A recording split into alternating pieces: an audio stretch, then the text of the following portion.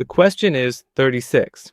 Divide by, in brackets, 3 times 2, plus, inside the brackets, 7 minus 3, close the bracket, times 2. Now let's solve it. Solution. 36. Divide. First, we'll solve this bracket. So 3 times 2 becomes 6.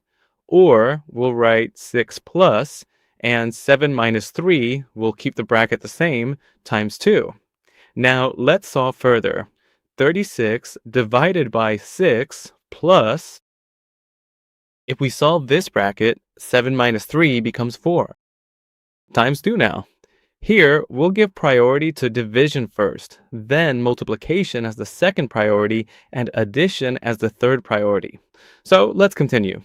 36 divided by 6 plus 4 times 4 times 2. Here, 6 goes into 36 exactly 6 times now. 6 plus 4 times 2. Now here, 4 times 2 becomes 8. Let's solve it further. 6 plus 8 equals 14. This is the right answer.